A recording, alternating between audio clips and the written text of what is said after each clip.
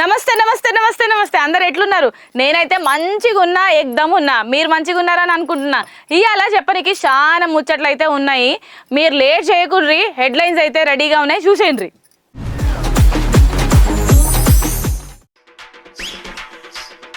మళ్ళా మళ్ళా అవుతున్నది మన తాన కల్తీ. అయిటాక ఏమైనా అయితే ఏంది వాళ్ళ పరిస్థితి?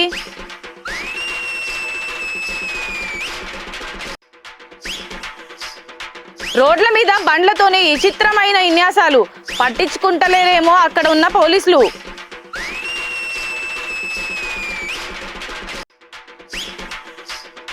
దేవర సినిమాకు వస్తుంది మంచి రెస్పాన్స్. ఫుల్ ఖుషి అవుతున్నారు జూనియర్ ఎన్టీఆర్ ఫ్యాన్స్.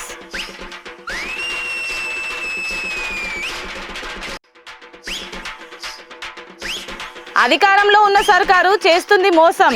ఇది మంచి పద్ధతి కాదు అని మందలిస్తున్నారు జనం. ఏంది ఇవాళ వార్తలన్నీ గిట్లున్నాయి? ఇవాళ మన తన ప్రోగ్రాంలో చెప్పనీకి ముచ్చట్లు లేవా? లేకపోతే మా సారుకి వార్తలు దొరకలేదా రాయనికి?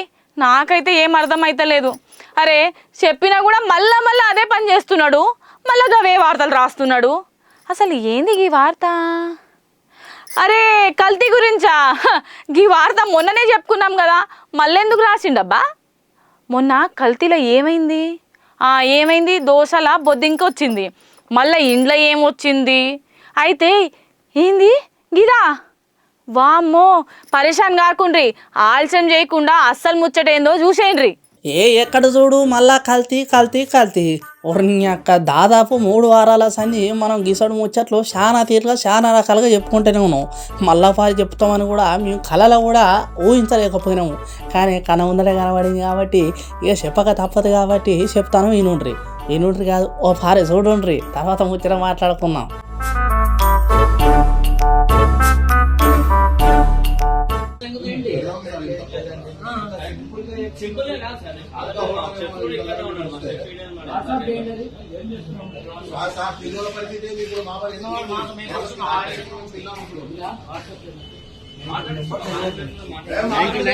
రైట్, చూసినారు కదా నువ్వులా.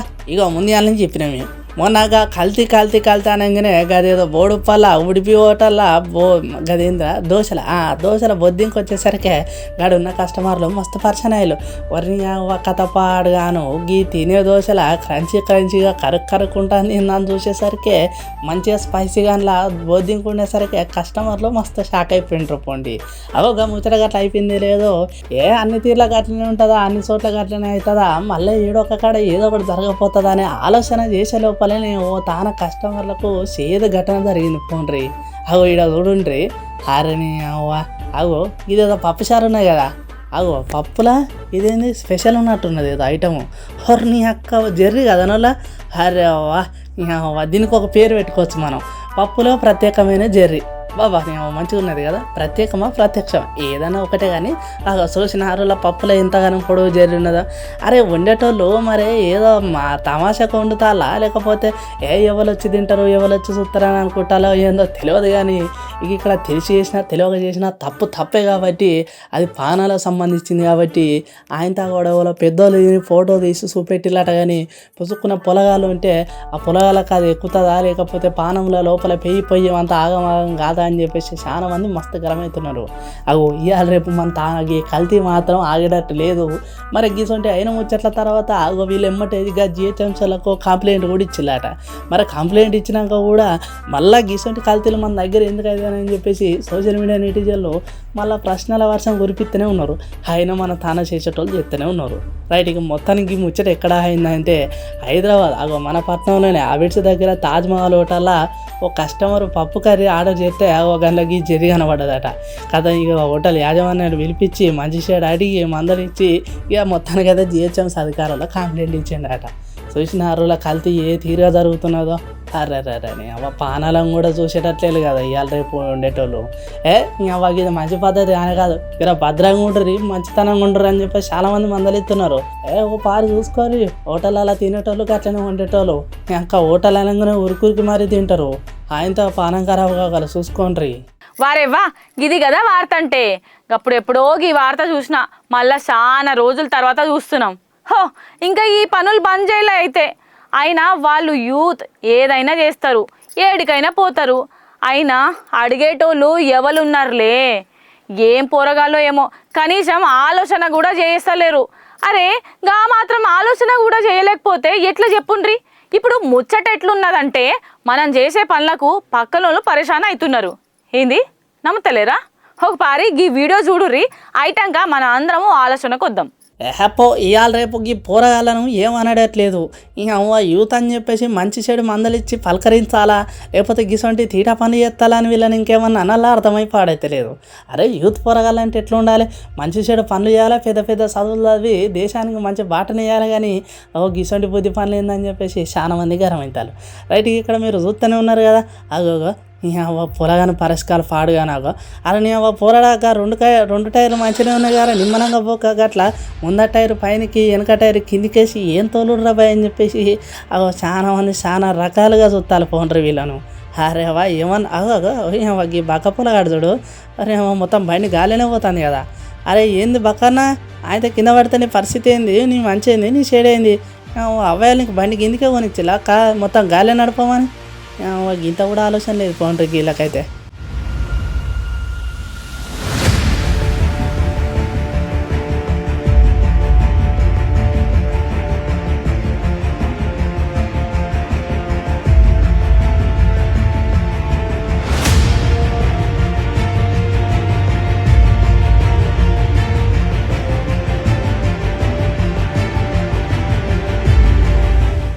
అరే వీళ్ళు గిట్లా స్టంటులు చేసిరేమో కానీ అది వచ్చేటోళ్ళకైతే పెద్ద పర్సన్ పోండ్రి.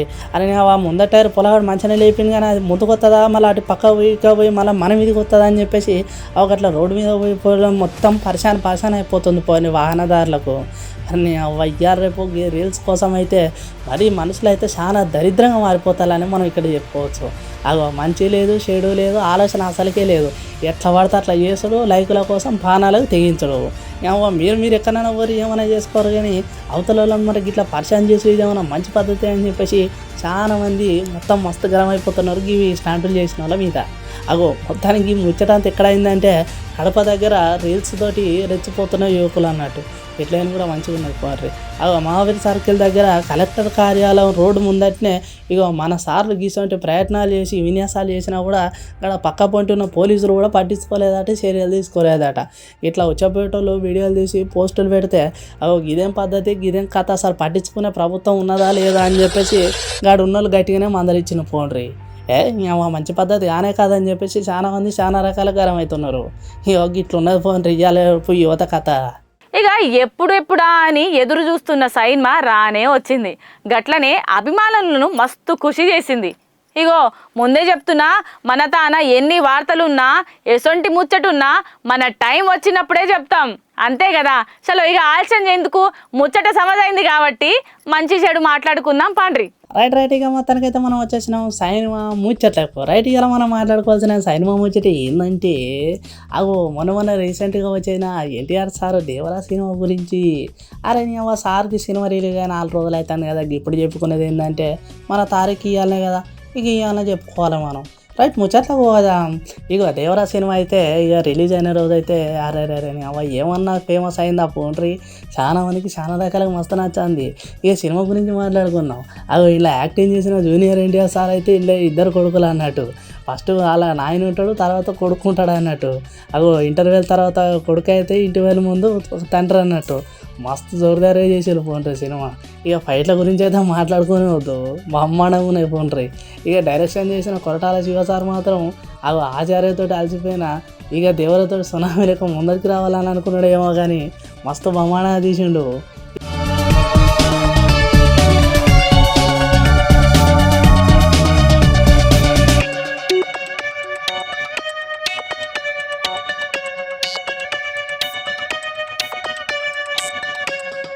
ఇక తర్వాత మళ్ళీ ఈ సినిమాలో హీరోయిన్ గురించి మాట్లాడుకుంటే అక్కడ జాహ్నవి కపూర్ అయితే చేసిన ఫస్ట్ సినిమానే కానీ ఉన్న 15 నిమిషాలైనా కూడా మస్తు పాటలు పాడింది, డ్యాన్సులు చేసింది, అందరినీ కడుపుబ్బా నవ్వించింది అని చెప్పేసి కూడా చాలామంది చాలా రకాలుగా మాట్లాడిండు.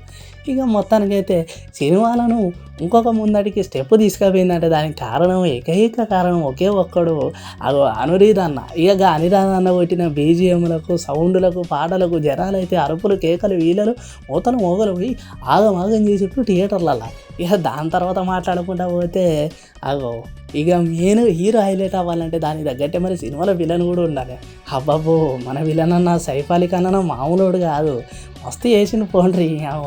అగో ఎన్టీఆర్ సార్కు తగ్గట్టే నేను ఏం తక్కువ కాదు, నేను విలన్ అయినా నీకన్నా మంచిగా చేస్తా అని చెప్పేసి ఫైట్లల్లో, పాటలలో, ఆటలలో దుమ్ము తెలిపిండు పోండ్రి.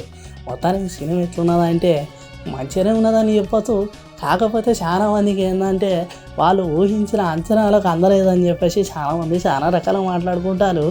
ఎవరు ఎన్ని రకాలుగా మాట్లాడుకున్నా కూడా సినిమా అంటే పెద్ద కష్టము. సినిమా చాలా కథలు ఉంటాయి కాబట్టి ఇక కష్టం తెచ్చినా మనం కూడా అంతంతనే చెప్పాలి కాబట్టి సినిమా అయితే బాగానే ఉన్నది. కానీ మరి ఫస్ట్ హాఫ్ గిట్లున్నదంటే సెకండ్ హాఫ్ అంటే ఇంటర్వ్యూల తర్వాత కాదు, దేవరా పార్ట్ 2లో కథ మంచిగా ఉంటుందని చెప్పేసి చాలామంది చెప్తున్నాం. చూడాలి మరి ఏమవుతుందో. మొత్తానికైతే దేవరా ఒక ఊపి ఎన్టీఆర్ ఫ్యాన్స్కు ఖుషిని చేసిందని చెప్పుకోవచ్చు. ఓ ఆఖరి ముచ్చట వచ్చేసినామా? అరే టైమే తెలుస్తలేదు కదా. ఈ ఆఖరి ముచ్చట ఏందబ్బా?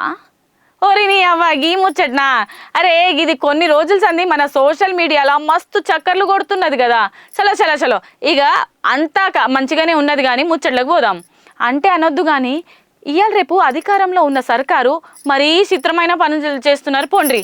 అరే ఒక్క ముచ్చటనా 2 ముచ్చటనా? ఈ సర్కారు గురించి చెప్పుకుంటా పోతే చెప్పాల్సిన ముచ్చట చాలానే ఉన్నది. గవన్నీ మనకెందుకు కానీ ఉన్న ముచ్చట చెప్తాము, ఓ పారి ఇనుండ్రి. రైట్, ఇక్కడ మాట్లాడుకుందాం తెలంగాణ ప్రభుత్వంలో జరుగుతున్న కొన్ని సంఘటనల గురించి. అగో సంఘటనలు అంటే మళ్ళీ పెద్ద సంఘటనలు ఏమనుకోకుంటే మన జరిగే దగ్గర బుడ్డ సంఘటనలు వాటి పెద్దగానే మాట్లాడుకోవాలి మనం.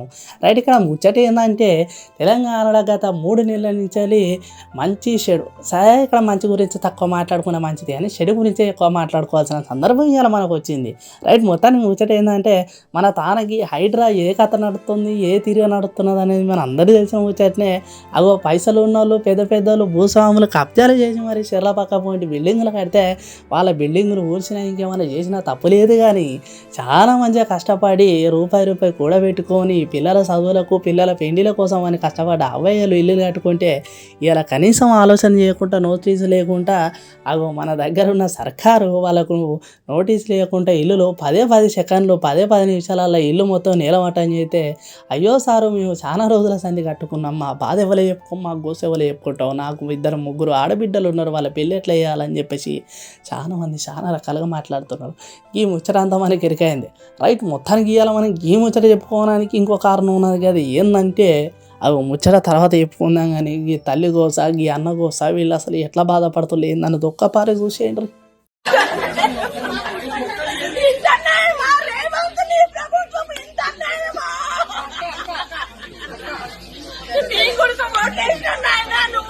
బాగుంటది అనుకున్నాం కానీ ఇంటేమో నాయన నా కొడుకు తప్పు కాదు, మీరు ఉండొచ్చు కానీ టైం ఇవ్వండి. ఓనర్స్ తప్ప, నా కొడుకు రూపాయి పెట్టింది నా కొడుకు తప్ప. నీది న్యాయమా చెప్పు.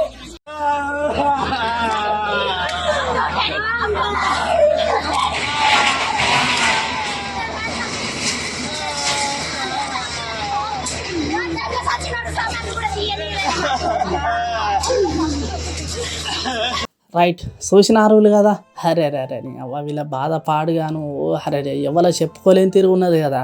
అగో అవ్వ 10 ఏళ్ళ పరిపాలన బీఆర్ఎస్ ప్రభుత్వము మరి మంచి ఎంత చేసిందో చెడు ఎంత చేసిందో తెలియదు. కానీ ఎప్పటికి వీళ్ళ పాలనైనా కొత్త పాలన చూద్దాం.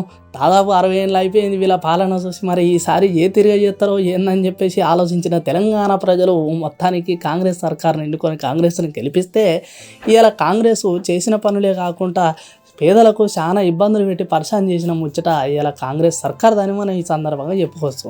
ఇంకో ముచ్చట ఏంటంటే అబ్బో ఇది చాలా పెద్దగా ముచ్చట. తెలంగాణలో ఎన్నికలు జరిగే సమయంలో మేము తెలంగాణ ప్రజలకు అది చేస్తాం ఇది చేస్తాం 6 గ్యారెంటీలు మొత్తం ఎమ్మటి 6 నెలల శాంక్షన్ చేస్తాం, ఇక పేదలకైతే ఇండ్లు కట్టించడే మా మొత్తం ముందు ఆలోచన అని చెప్పిన ఈ తెలంగాణ కాంగ్రెస్ ప్రభుత్వము కనీసం ఉన్న ఇల్లునే చూసుడేమో వాళ్ళకు మంచి చెడు కట్టించడేమో తెలియదు, కానీ ఉన్న ఇళ్ళను ఊలగొట్టి పబ్లిక్ని చాలా పరిచయత్నిస్తున్నారు. ఒకప్పుడు కరెంటు పోయిందో లేదో తెలియదు, కానీ ఇవాళ ప్రతిసారి కరెంటు పోడు. ఇటు హాస్పిటల్లో చూసుకుంటే గర్భిణీ స్త్రీలకు చాలా పెద్ద ముప్పు వస్తుంది. ఒకప్పుడు గర్భిణీ స్త్రీలు హాస్పిటల్కి వస్తే పొలగాడు క్షేమంగా ఇంటికి పోయేది, పొలగానికి కావాల్సిన మొత్తం సామాగ్రి అంతా ఆ బీఆర్ఎస్ ప్రభుత్వం పంపించేదంట. కానీ ఇలా కాంగ్రెస్ ప్రభుత్వం కనీసం సౌకర్యాలను కూడా ఇస్తలేదు అని చెప్పేసి ఇట్లా 1-2 ఇటు విద్యార్థులకు చూసుకున్నా, అటు కొలువులు చేసుకునేటోళ్ళకు చూసుకున్నా, ఎక్కడ చూసుకున్నా కూడా మొత్తం సమస్యలే మొత్తం తెలంగాణ ప్రభుత్వం నిండిపోయినాయని చెప్పేసి చాలామంది చాలా రకాలుగా మాట్లాడుకుంటారు. మొత్తానికి ఇక్కడ మనం మాట్లాడుకోవాల్సిన ఏకైక ముచ్చట ఏంటంటే తెలంగాణలో కాంగ్రెస్ ప్రభుత్వం ఫెయిల్ అయిపోయిందని చెప్పేసి చాలామంది చాలా రకాలుగా మాట్లాడుకుంటారు. మరి దీని గురించి మీరేమనుకుంటారో ఓ పారి కామెంట్లలో వెయిట్ అయ్యండి. ముచ్చట్లన్నీ అయిపోయినట్టే కదా, రేపటి వార్తలలా మళ్ళా కలుసుకుందాం. అప్పటి వరకు నమస్తే, టాటా, బాయ్ బాయ్.